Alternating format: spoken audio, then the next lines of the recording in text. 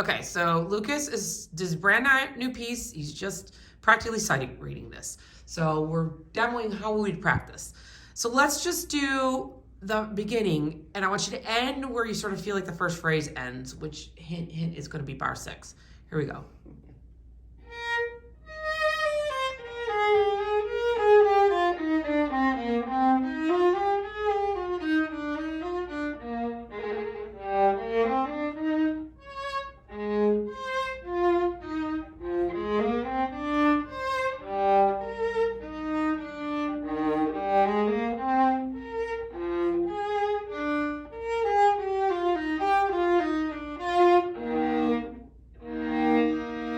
Okay, great. So first we have to break it down to a small section.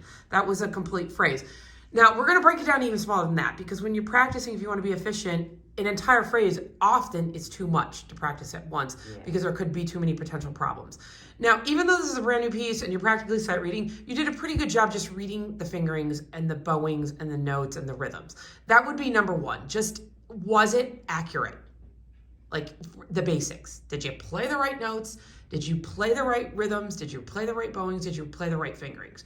If you cannot 100% in your mind say yes, just assume that probably there was a mistake and go back and see if you can figure out where it was.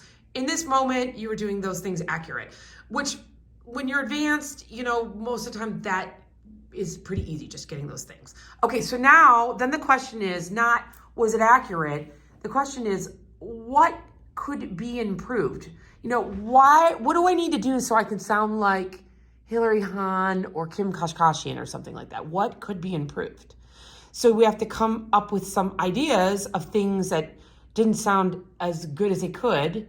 So we have to ask ourselves that question. Then we have to come up with some possible solutions. We have to try out the solutions. And once we figure out what the solution is going to be, then we have to repeat it a million times until it's basically impossible to get it wrong. But you can't start in the repetitions until you've identified the problem and the solution. Okay, so let's break this into a smaller chunk. How about let's do, since there's a little sequence at the end, let's just do the first 2 bars. Play the first 2 bars.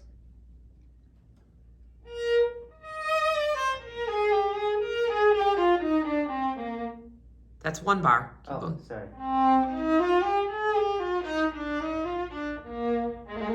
Right, and then this next thing is a sequence. So we're gonna just do our space there. Okay, so let's think about it. What are some things that probably make it so, what are some things you could do to improve so you could sound more like Helen Callis does on her beautiful Bach recordings? What do you think, Lucas? Ask yourself that question. And if you have to do it at home out loud, ask yourself out loud. What do you could be improved on those 2 bars? I could put more emphasis on the E flat since it's the downbeat. Right. Okay. So between the first and the second note, the second note has more importance because it's the downbeat and it's not the pickup. Okay. So play just those 2 notes.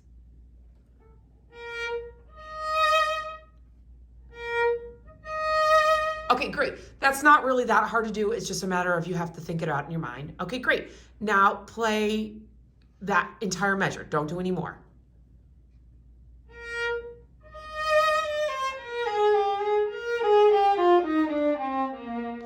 How about what could be improved on that measure? There can be a decrescendo, a little bit of a decrescendo, and... You mean on the scale down? Yeah. Well, that's right in the middle of a phrase, and a decrescendo might make it lose momentum, whereas you probably want to be moving forward. So you could try it.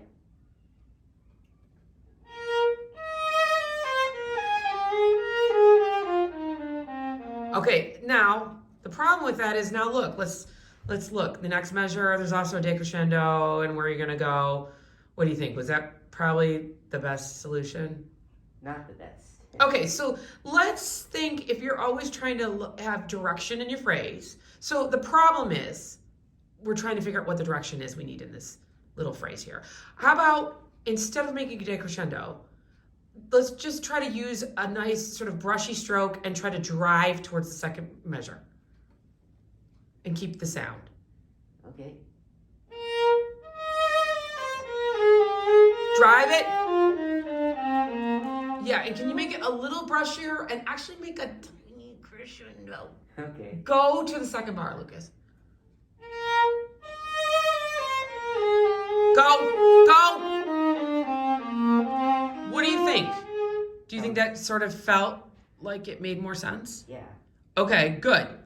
Now, do that again and go to the second bar. Go.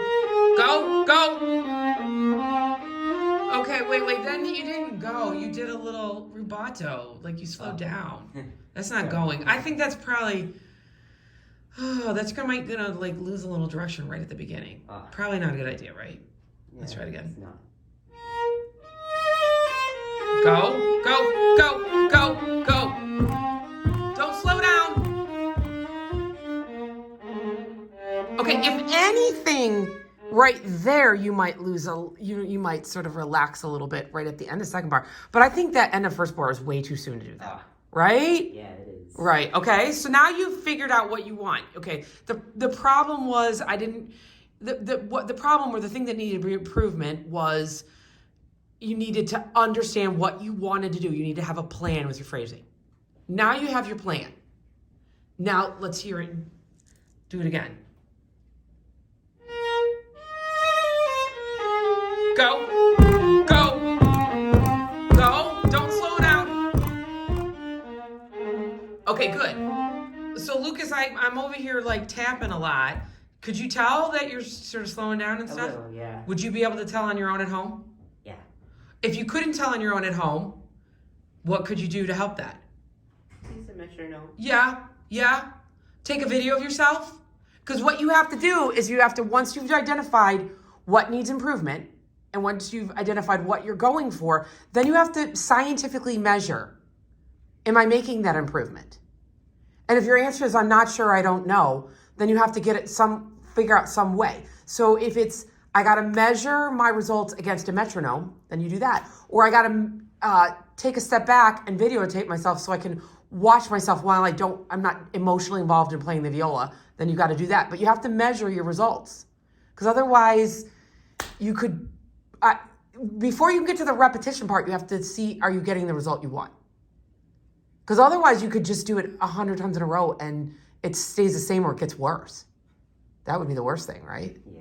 Okay, now, then the step would be once you're getting that result, then you got to do the repetitions, and you got to do as many repetitions as you need to basically until you can't play it wrong anymore.